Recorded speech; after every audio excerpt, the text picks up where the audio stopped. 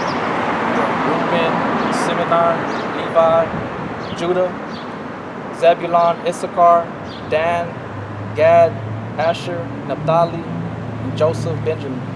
That's where you get them from here. You gotta read the history. Yeah. You know what I'm saying? I read it, but I read it in the NLT. Yeah. Yeah, not in the King James. But also that, I mean, it's everything's gonna go over your head because the Spirit has to truly be dealing with you for you to start recognizing these key indicators, that the information that is needful. Yeah. Because this is a history book. It's not just a book to go to when you're feeling low. It's for that purpose, but it's greater than that. Yeah. It's to know your heritage, the history, because people come to it to use it as a motivational book. Like, no, you can't use the word like that. The Lord sent you this word to help you with your eating habits, to keep you living long, to keep you blessed on the earth. But at the same time, you're gonna be cursed. Like I was reading to you the curses. Yeah. But this word is more than just about reading, uplifting verses. It's about eating this whole roll. Like Ezekiel ate the whole roll. John the Revelator ate the whole roll. They didn't just eat bits and pieces. They weren't nitpicking at it. And that's what a lot of people out here that like to do. They like to nitpick what they want from the scriptures. Yeah. You know what I'm saying? We ain't perfect, but you have to do this to the best of your ability. You have to present, like I was just reading before you came up here, about presenting your body a living sacrifice. And that's what you're supposed to do right here. Was to come out here and do what the Lord did, what He commanded to do. And that's what I'm doing right now. He commanded that this is going to happen, that I'm going to be doing this. The Bible speaks about the internet. The Bible speaks about the internet. People don't know that because they don't have the proper guidance. They don't have the proper instructors and teachers to teach them these things. When the Bible talks about everything that's going to be happening in the last days. People look at what people are acting bad out here. San Angelo never used to be like this. And now with people dying out here, the drug problem out here is bad. We all know about Odessa at one time. It was like it's not a capital, but it was like number one in the nation. Number one of the nation of murder. Yeah. Right. But people over there admitted and saying that San Angelo and Odessa are similar now. So that's how bad this place has gotten. And it's just everywhere. It's not just San Angelo. It's everywhere in the world. It's even in Mexico. Towns, it's up in little towns too. Yeah. It's not as bad, but it's there. Yeah. Like I said, it's not just. It's in Mexico, man. Like even in Mexico, there's violence every day. Gangs and cartels. Over there in Juarez, everywhere, in every corner of the world, there's wickedness. There's violence. And why? Because who is ruling the earth? Who's ruling the earth? Yeah, the devil is right now. But who's the devil? He's a Satan. He's Lucifer. But who does he work through on the earth? There's a certain group of people that he works through. Masons. Yeah. Who are they? White. They're white people. Look, this is in the book of Job 9:24. It says, "The earth is given into the hand of the wicked. He covereth the faces of the judges thereof. If not, wherein who is he?" So the earth has been given into the hand of the wicked because the Lord, He rules the earth, but He has given it over to the bases of men. It tells you that in the book of Daniel. He's given it over to like the Babylonians, the Medo-Persian Empire, the Greeks. Alexander the Greek is spoken of in the book of Daniel. So the Lord has given the earth to certain rulers of the earth to rule. So right now, there's a particular nation that's ruling. And we know them from, I've known this since I was little. It was always the white people that ruled, that had more power than us. Like, they always had more privilege and things of that nature. So when I came into the truth, it revealed to me, through my teachers, it revealed to me who they are. And they're Edomites. They come from Esau. Because when Isaac and Rebekah, Isaac had a wife named Rebekah, and they had twins in their womb, in Genesis 25. And they're Hebrews, but it gives you indicators on how to identify who they are. And that's the thing, is that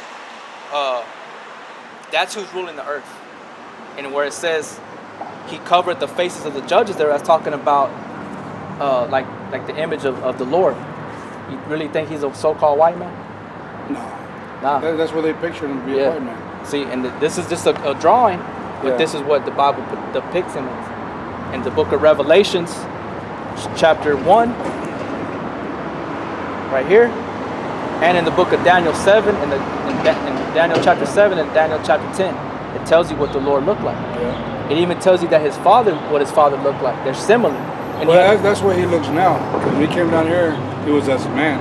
Yeah. As a man, but he wasn't white like they. No, yeah, he wasn't a Caucasian. He was Caucasian. He was dark skinned, and that's where they're deceiving people, you know. Yeah, and the Lord comes from this tribe, Judah. It tells you that in Hebrews. So that's what it means. In Job 9:24, he covered the faces of the judges, because it's not the Lord to judge. He's going to come back to judge, right? Yeah. Right. And when he was on the earth, he came to teach, to die for the sins of his people, right? Now he says he's going to come back. He ain't going to meet nobody as a man. He's going to come back as an angelic force now. Yeah. Meaning he's going to come and destroy the wicked, the ones that didn't want to obey the gospel, right? But he's going to redeem his bride, which are the elect, the chosen, that are Hebrew Israelites. But you're going to have some that look like white people. Yeah. It's not about skin color. It's just about to forsake truth.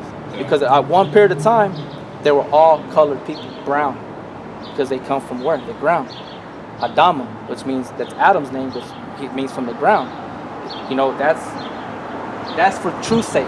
But if this truth resonates with you, then you're an Israelite. You know, and that's how we tell through the Spirit, but also through the curses. But just going back to what I was saying. Therefore, if not, where and who is he? If this man didn't change the images, like every movie you see, what does Moses look like? So-called white man. Who does Peter look like? Jesus look like? A white man. If this man didn't do it, then who did? And I could tell you when it started. It started in the Renaissance period, back in the was it the 1400s? And the word Renaissance means rebirth. So in the Renaissance period, they started whitewashing all the images. They started scrubbing the painting off the faces, because you go back to like the Middle Ages, when they had the bubonic plague and all that. Yeah. There's no really, you don't teach us that history in school. You know what I'm saying? And now that I know, and people should be like, why? Because back in that time, in the Middle Ages, the Dark Ages, there were dark-skinned people ruling. Because the whites, the Greeks and the Romans, they fell. Because the Romans was in the time of the Lord, and Peter, Paul, right? But they came to a time where they fell.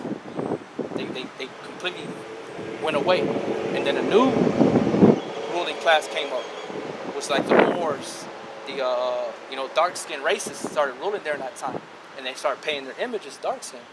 Then again, like I said, in the 1400s, that's when the white men started coming back into power, and then they started whitewashing all the images, and they called it iconoclasm, destroyer of images. So that's why we have what we have today in our society. Yeah. But now, what we're doing is that we're breaking down those strongholds through the spirit and power of the Yahweh Shem Yahushua in His Word, showing the people the truth, because that's what the truth is. Now, like I was saying, you're gonna have some people that be what is that look like? But they're Israelites. Yeah. They're out here on the highways, like just like I've me. seen them on TV. They're like the white. They're Jerusalem. They're like the white, but they're Jews. Yeah. Well, a lot of those people over there, they're not Israelites though. Over there, those are fake people. Those are people that went into that land back in 1945, saying that they're Jews. They're not the Jews. Yeah. And it tells you that here in Revelations that was going to come to pass. Revelations 3 and 9. Behold, I will make them of the synagogue of Satan. And who's always talking about the synagogues? Those people over there. Even right here, when you go towards Sherwood Way and Beer Guard, they have a temple here of the Jewish temple. All right, because a long time ago here, they had a lot of Jewish people in here. It said, behold, I make them of the synagogue of Satan, which say they are Jews and are not, but do lie. So those people are lying about who they are. And a lot of them, you YouTube it, you'll find out. They'll say, yeah, we know we're not Jews. We just started calling ourselves that because we were taught by our forefathers. Mm-hmm. So the forefathers, when you go into the history, the Byzantine Empire, they came in and they made themselves what they call Zionists. They picked the Judaism, but they're not the real people. That's why they're at constant conflict with the Iranians. The original people that are there right now, that have been there for thousands of years, that's why they're at conflict with them, because they know that they're not supposed to be in that land. The president of Iran, I think it was probably like, 6-7 years ago, he made a statement. I can find it sent to you, but he made a statement saying that the people that came, they left black and they came back white. How's that? Because they knew that the original people that reside in that land, that region, were dark-skinned people, brown. So that's why they're at constant conflict over there, because of that.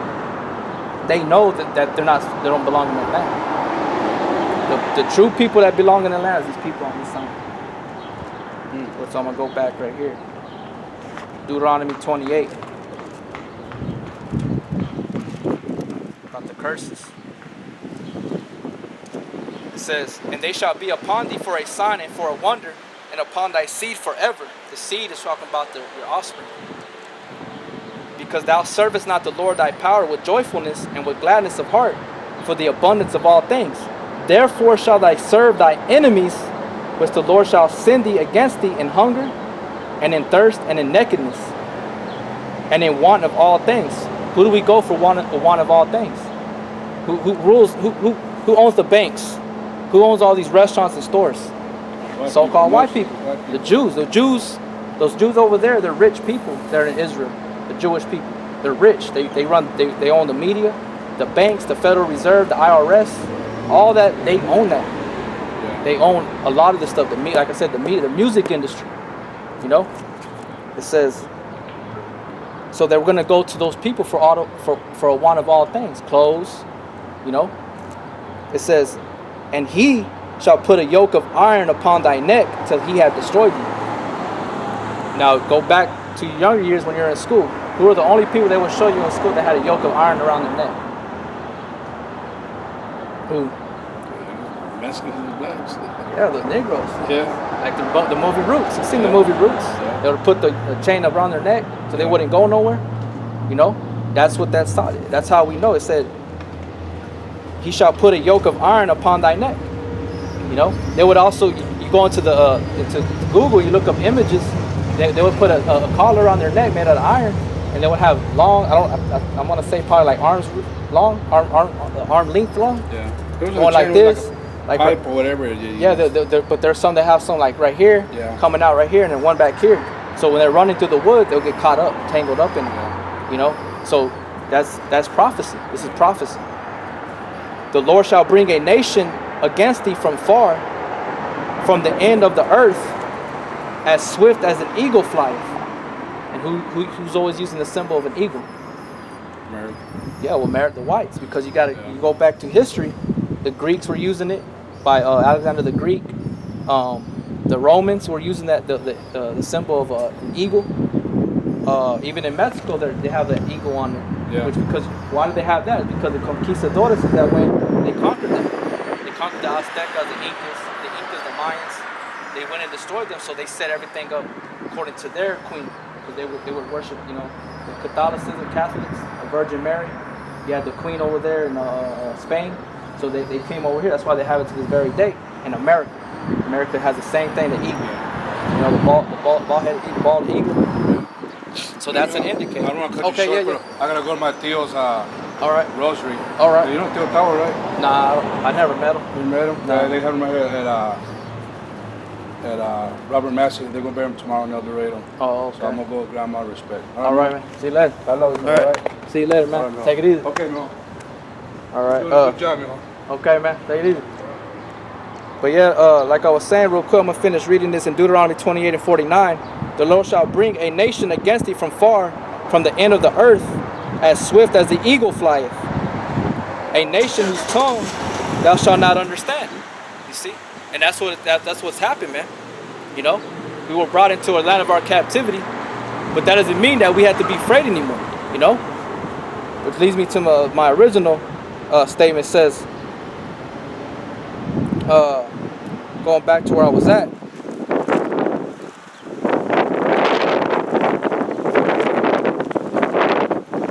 2 Timothy 2 and 3. Thou therefore endure hardness as a good soldier of Yahushua HaMashiach. No man that warreth entangled himself with the affairs of this life, that he may please him who had chosen him to be a soldier. And if right, and that's right, man. So you have to please him who had chosen you to be a soldier. You have to be a good soldier of Yahushua HaMashiach. And a soldier, when he's sitting out here, can't have no fear, man. can't have no fear on him. All right.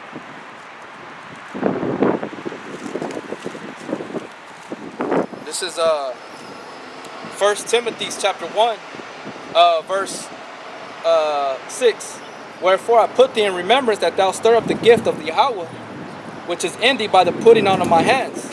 For Yahweh had not given us the spirit of fear, but of power and of love and of a sound mind. See? Of a sound mind and of not of fear. Right?